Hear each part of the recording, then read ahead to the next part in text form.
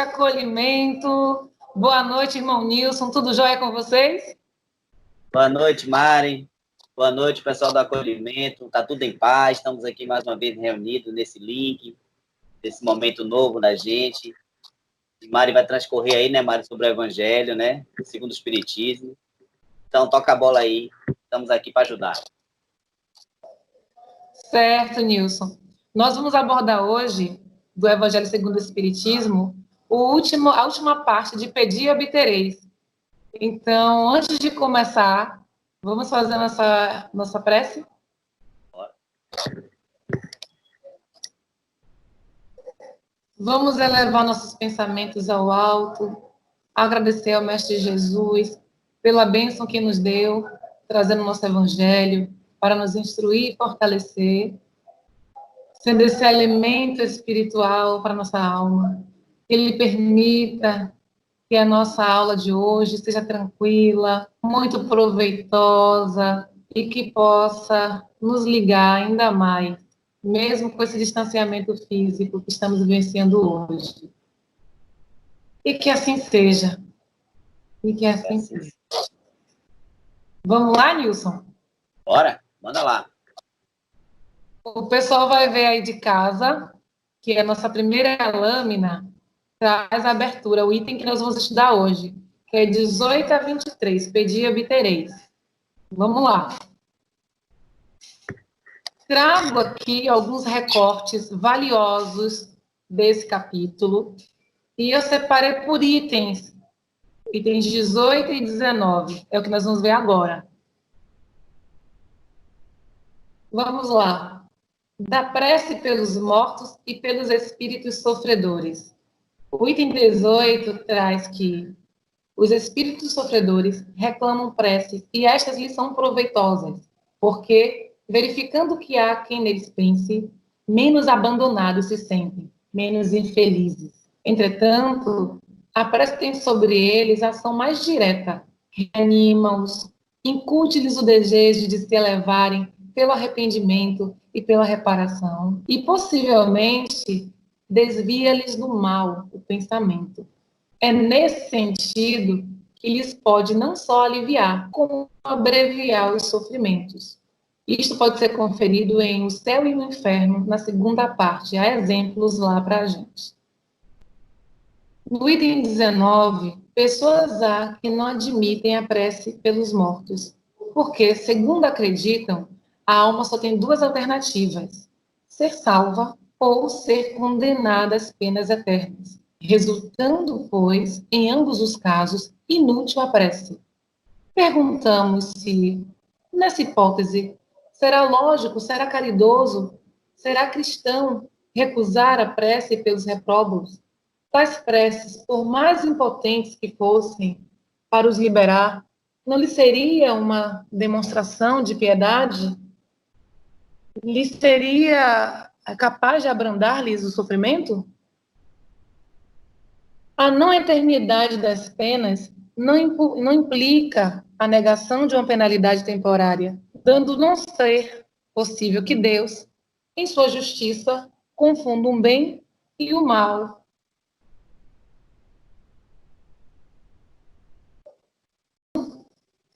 Nilson, pelo que você pode ver, essa lâmina com item 18 e 19 é rica em informações para a gente avaliar, hein? E então,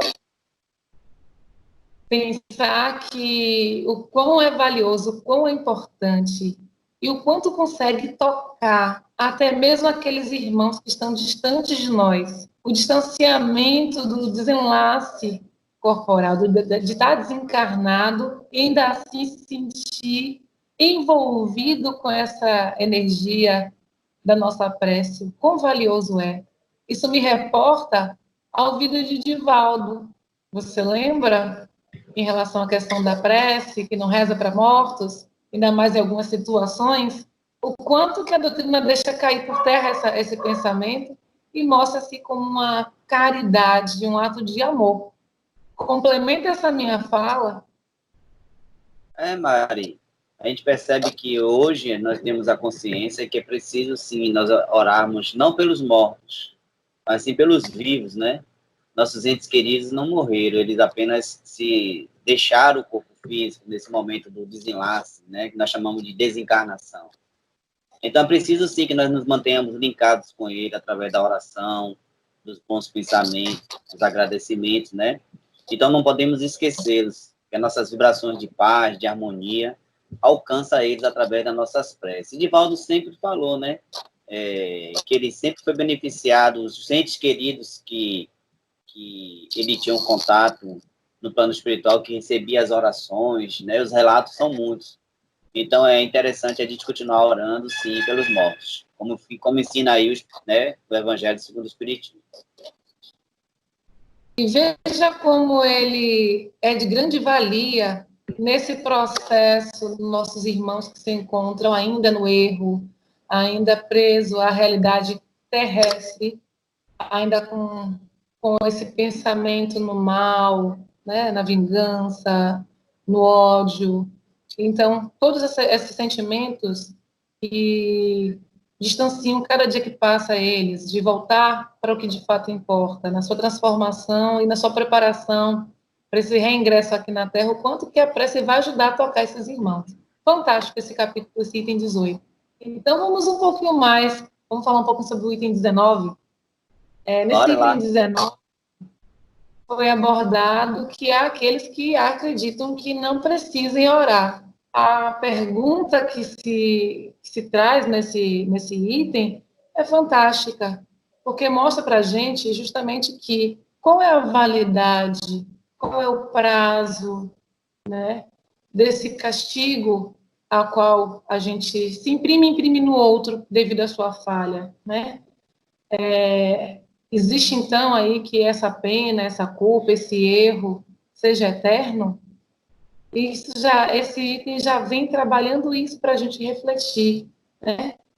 Que se a gente consegue se arrepender em tempo dessas nossas falhas, tão rápido é que o socorro vem para nos ajudar a nos mantermos firmes nessa fé, nesse propósito de mudança, de transformação, né? É a mudança da faixa, a negativa para a positiva. Por isso que, independente do motivo pelo qual a culpa que a pessoa carregue, ainda assim, requer a prece, requer esse auxílio, sim, independente da falha, independente da posição. Fala um pouco para a gente sobre isso. Essa parte chama atenção também na hipótese da lógica, né? Que o cristão, que é conhecedor da imortalidade da alma, que a vida continua, ele sabe que as pessoas, quando desencarnam, quando nós desencarnamos, não deixamos de ser nós mesmos. Então, continuamos com os nossos vícios, com os nossos erros, ou com os nossos acertos, com as nossas virtudes. Então, há consequências no plano espiritual conforme a nossa caminhada aqui na Terra. Então, a oração, ela é sempre salutar, porque ela nos auxilia de uma forma ou de outra. Se nós não tivermos receptivos no plano espiritual dessa oração, certamente ela alcançará os nossos anjos de guarda, né? Os espíritos amigos que possam nos auxiliar. Se porventura estejamos necessitados dessa ajuda, então a prece ela sempre será bem-vinda, ela sempre será meritória, ela sempre tem um alcance, ela sempre vai alcançar um objetivo bom, né? Então, nunca deixemos de orar, nem pelos desencarnados e nem pelos encarnados. Então, orar sempre será salutar. É dever e obrigação de todo cristão estar em oração. Maravilha! Então, vamos para a próxima lâmina.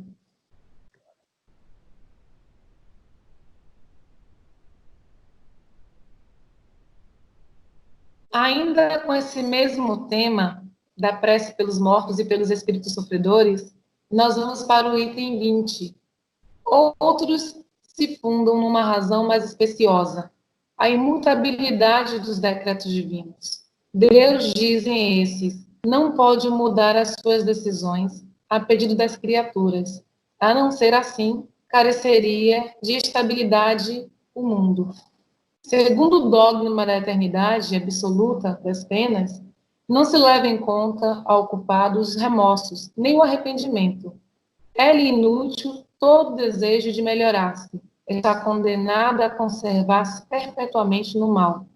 A lei de Deus é mais previdente. sempre justa, equitativa e misericordiosa.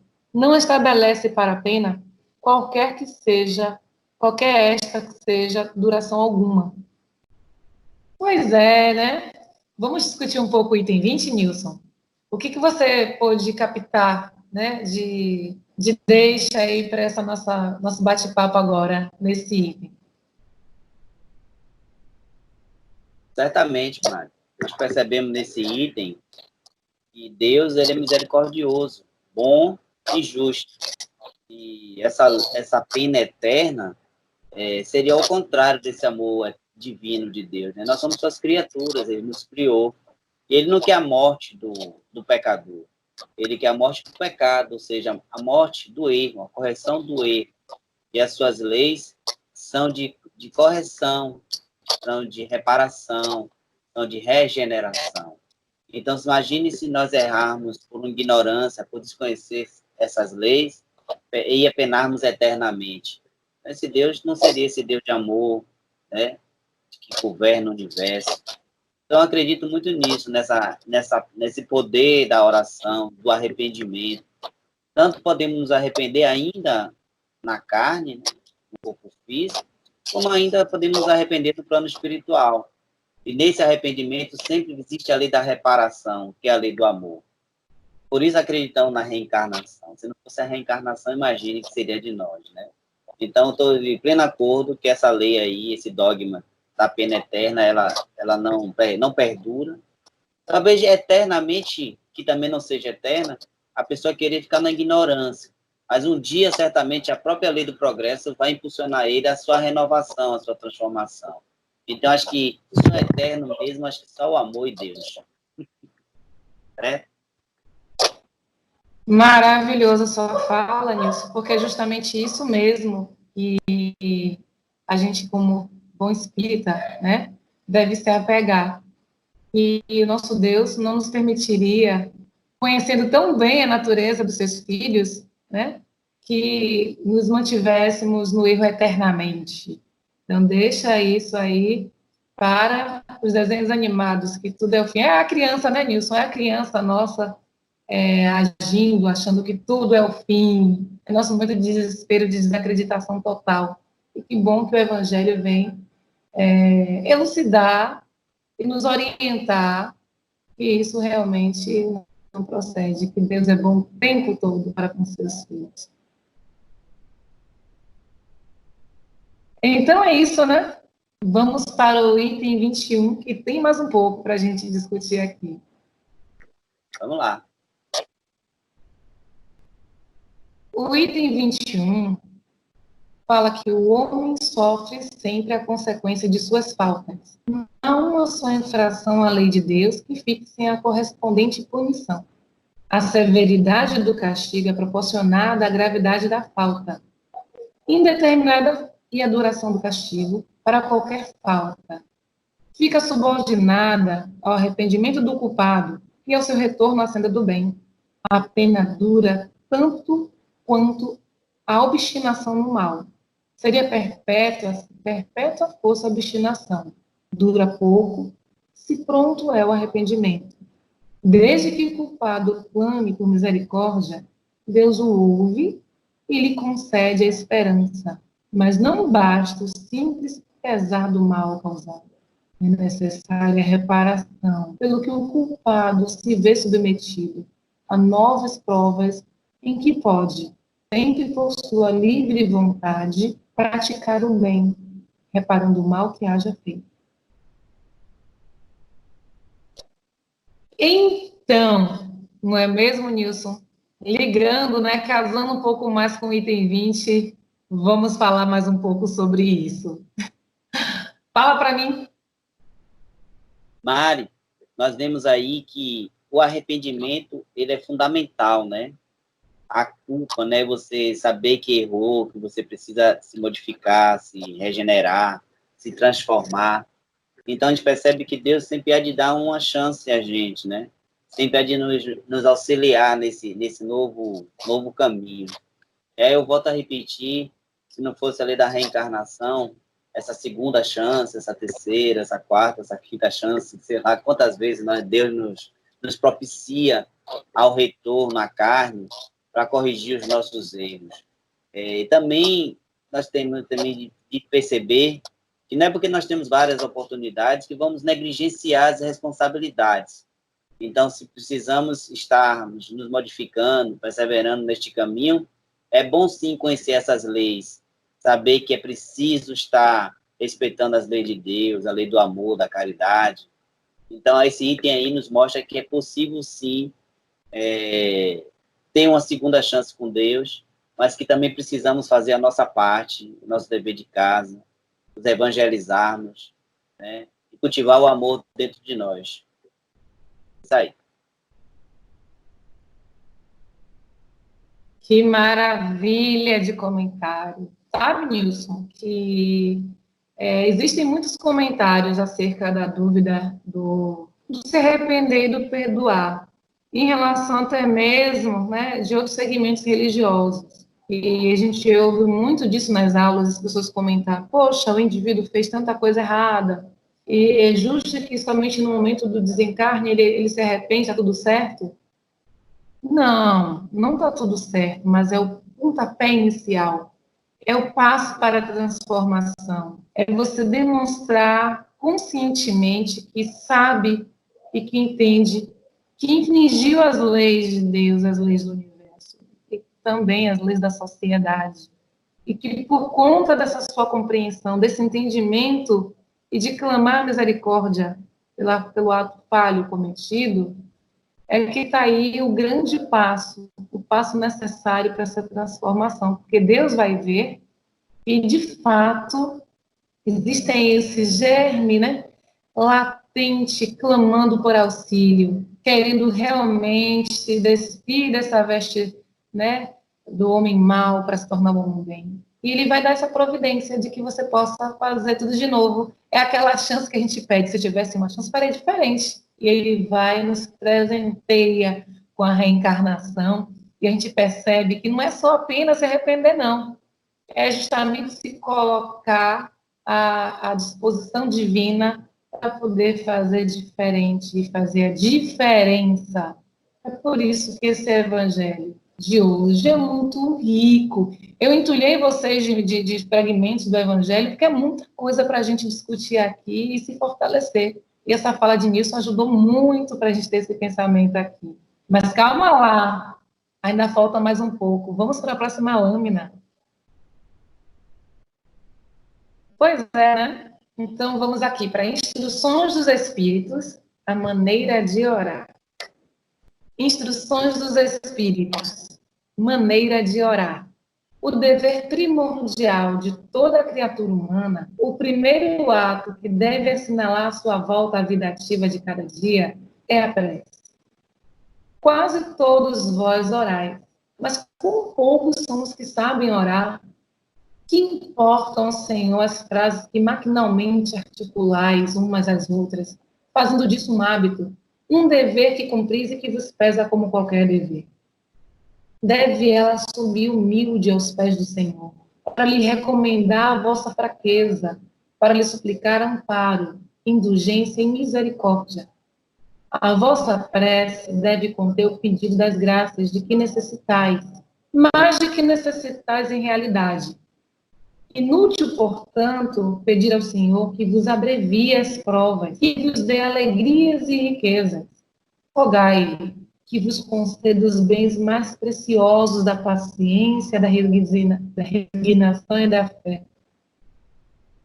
A prece do dia é o cumprimento dos vossos deveres, sem exceção de nenhum, qualquer que seja a natureza deles. Como vedes, a prece pode ser de todos os instantes, sem nenhuma interrupção, acarretar aos vossos trabalhos. Dita assim, ela, ao contrário, santifica. Tende como certo que um só desses pensamentos, se partir do coração, é mais ouvido pelo vosso Pai Celestial do que as longas orações ditas por hábito, muitas vezes sem causa determinante, e as quais apenas maquinalmente vos chama a hora convencional. Bordeaux, 1862. Então tá. Vamos lá. Sobre essa maneira de orar, o que você pode trazer para a gente aí de aprendizado, de reflexão, para que a gente possa socializar aqui com a galera de casa? Mari, o Evangelho, ele nos traz sempre um roteiro seguro, né? Um roteiro que podemos aplicar no nosso dia a dia de nossas vidas. Isso é um costume que temos de criar com a gente. Eu acho que o mundo, ele nos vicia a sermos materialistas, a só olhar o imediatismo. Então, a oração, ela não pode ser dessa forma maquinal, né? Uma obrigação. A oração é um sentimento.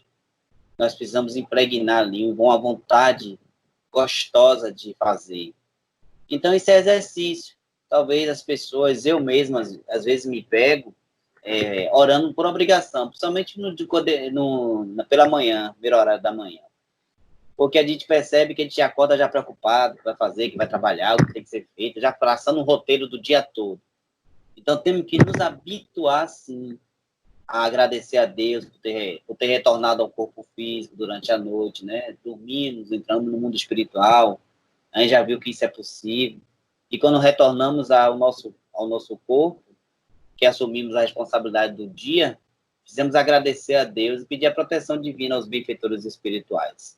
Eu confesso que às vezes eu me pego também nessa parte maquinal. Ai, meu Deus, eu tenho que orar. Mas não é. A oração, ela tem que ser sincera, verdadeira e espontânea. Ela tem que ser espontânea, tem que sair de dentro para fora. Talvez o coronavírus, essa reclusão dentro de casa, essa quarentena, nos ensine até a diminuir esse corre-corre. Porque hoje eu só saio na rua por essencial, necessário, né? Então, dá mais tempo de você refletir um pouco. E a gente precisa treinar, sim. A oração é um treinamento. E com isso vai se tornando um hábito, um costume, e aí começa a sair de uma forma natural, espontânea, e é isso que importa para Deus, é a naturalidade e espontaneidade. Nada mecânico, forçado, para Deus não funciona muito. Mas tem que começar. Tem que começar de alguma forma. Verdade, é isso mesmo. A sua fala foi fantástica, porque eu acho que nada melhor do que a sinceridade. E é isso que Deus quer da gente, e é isso que a gente também tem que propor ao outro. Quem não é mesmo, Nilson, nessa correria diária, filho, trabalho, estudo, as atividades em si, isso faz com que o homem responsável, a mulher responsável, encare isso com um peso, de certa forma, que a gente acaba nos cobrando para que sejamos sempre excelentes, né? E por conta disso, esse peso e essa dificuldade do relaxar para poder ter esse momento, né, de sinceridade, de ligação com mais verdade. Por isso que a gente até mesmo sempre orienta o pessoal da casa que tire um momentozinho para poder relaxar, né? Para meditar, nos momentos que você, enfim, determine ser pontual para fazer sua prece. É dessa forma que a gente evolui, quando a gente justamente tem essa compreensão da nossa pequenez, da nossa limitação, de não conseguir realmente sermos 100% o tempo todo.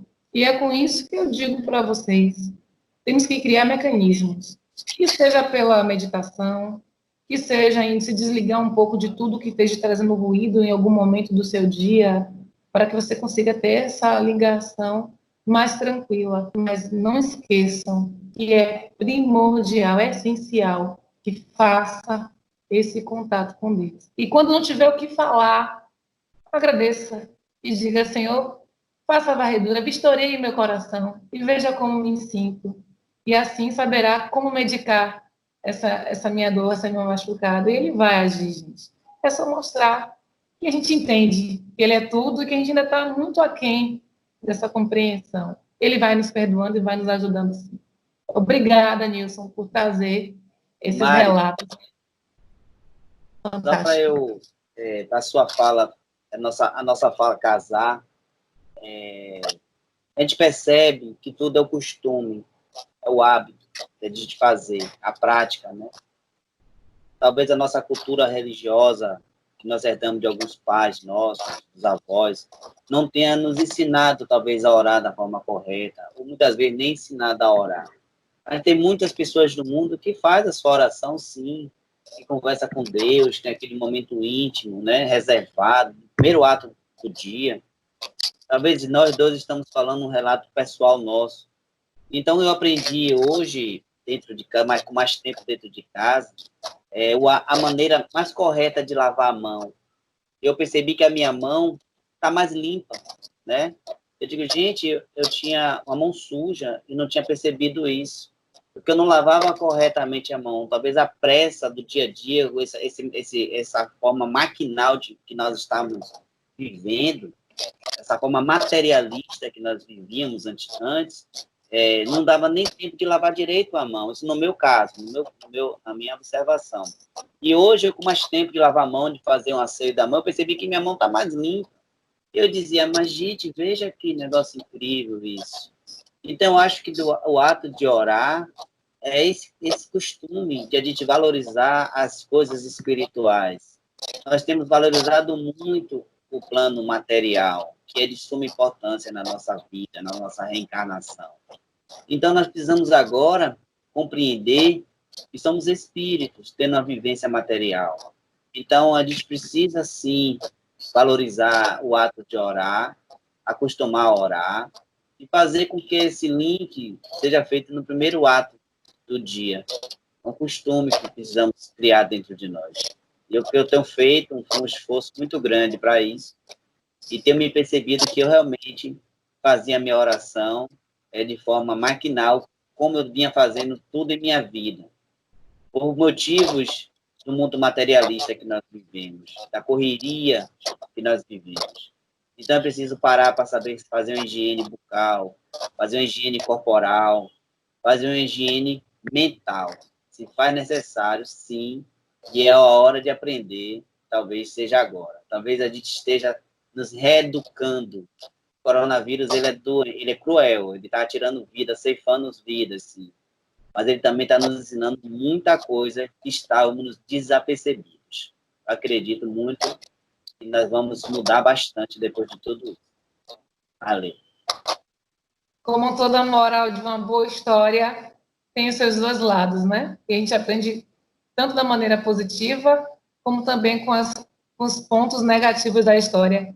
Fantástico, obrigada pelas suas palavras. Isso demonstra, mais uma vez, que a gente precisa tirar essa visão de eu sei, ninguém sabe nada.